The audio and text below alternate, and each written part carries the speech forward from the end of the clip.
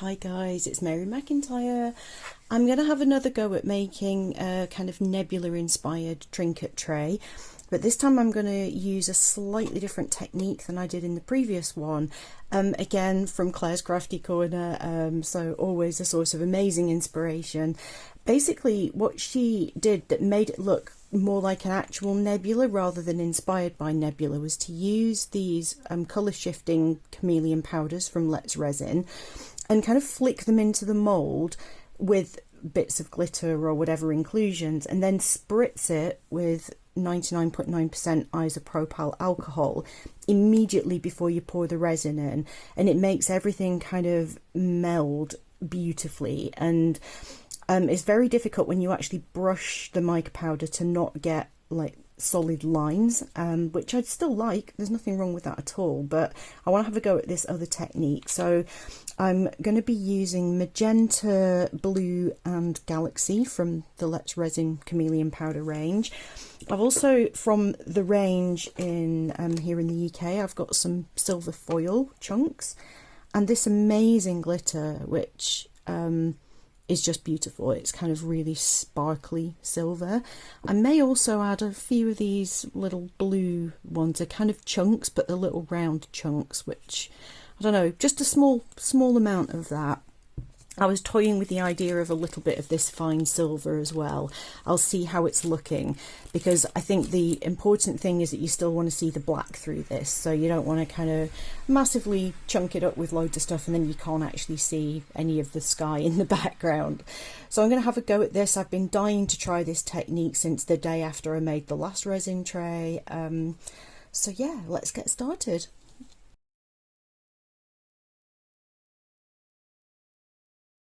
So here you can see that I'm just adding some little bits of silver foil and pushing them down onto the silicone. And one of those pieces I didn't push down quite hard enough, but I wasn't mad at the result. I added some of this iridescent glitter. I didn't want to put loads in, but I just wanted there to be a little bit of sparkle, so I was just using my finger to tap it and pop it around on that silicone. Then I went in with some of those chunks of blue, even though they look silver on the final result.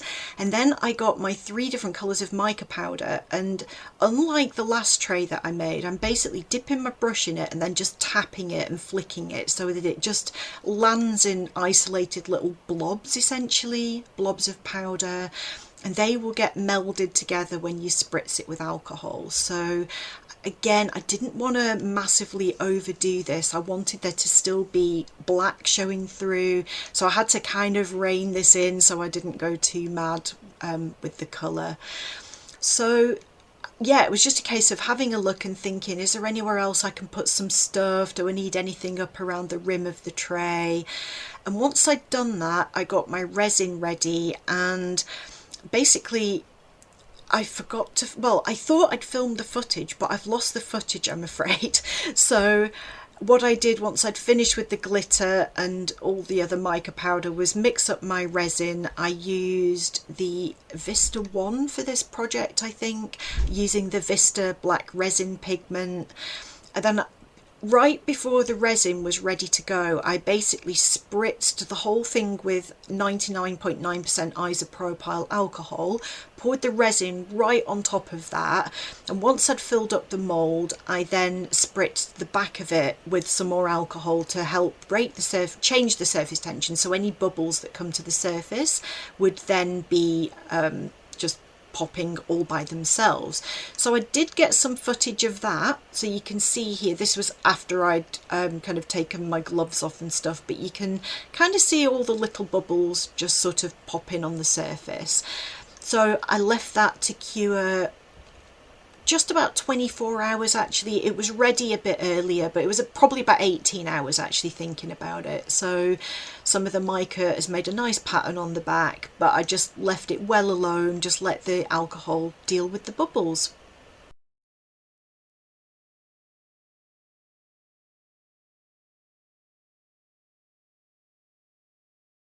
Hi guys, it's the following day.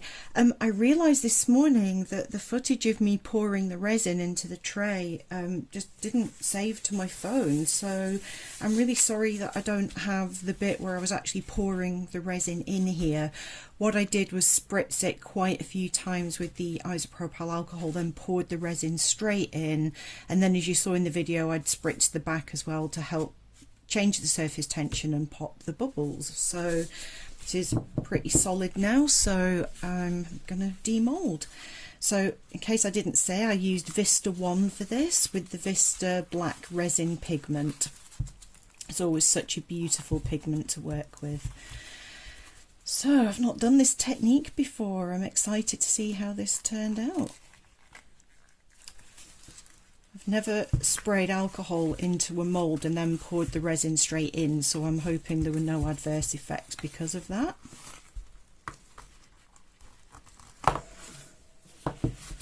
Okay, are we ready?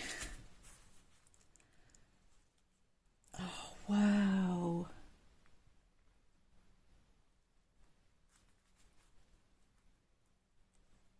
That is really pretty. That is so pretty. So it's got a more kind of natural nebula shape almost than doing it the other way with when you actually brush it. It's still blobbier than I thought, but I love the way that those colours have spread into each other. And this glitter, it looks like a lot of the glitter lifted up, but some of it has stayed. So I've got that little river of stars there. That's so pretty. Oh, I'm really happy with that. Yeah, a bit of the glitter stayed down the sides as well. That is beautiful.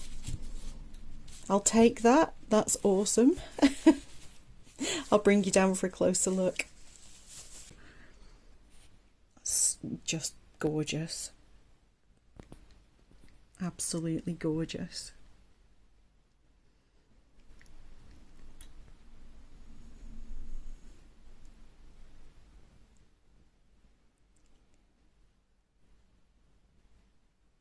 I actually like the way that the foil has partially lifted up here. It kind of gives it more three-dimensional kind of quality. It's very much buried within. There's nothing sticking out through the top here, but I quite like the 3D effect that that's created. It's so hard to capture on camera what I'm actually seeing with my eyes. The three different sorts of glitter are all sparkly. The colour shift in the mica is just gorgeous. To show up the sparkle I need the light, but the light is reflecting, so this is a nightmare. But it's such a beautiful tray. I love it. I love it so, so much. Now these moulds were not very expensive, and that shows. The surface of this is not perfectly flat, which is kind of annoying, but if I just tilt this, you can see that glitter. The iridescent glitter over here is beautiful. That is catching lots of different colours. You can see the glittery pigment in the mica. The colour shifting that's kind of got the most obvious colour shift is the galaxy colour. The others are not shifting massively, but I'm not mad at it. It's beautiful. I love it. I really, really love it. It's very, very different from my last nebula tray, but it's kind of similar as well, like the colour scheme, the black background, the glitter. It's just really interesting how much of a different result you can get just by changing that one step.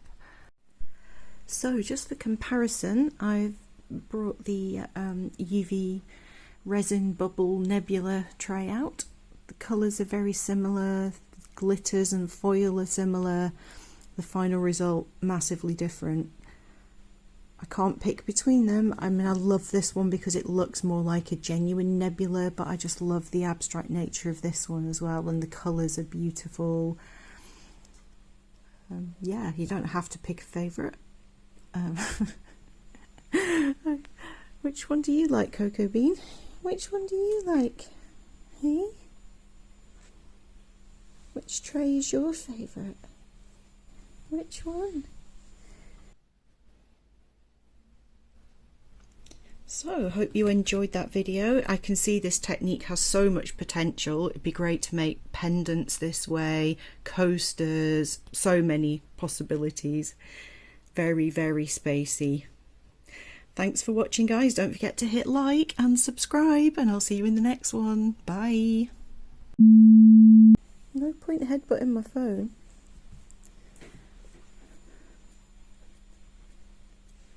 Is it dinner time?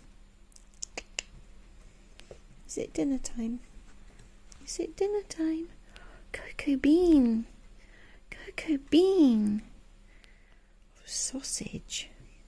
Are you hungry? Are you hungry? Are you hungry, Puppet? Always hungry. So it's good to have an EU size cat for scale, so that gives you some concept of how big the trays are. He's such a loon. You are such a loon. Such a loon. Hello.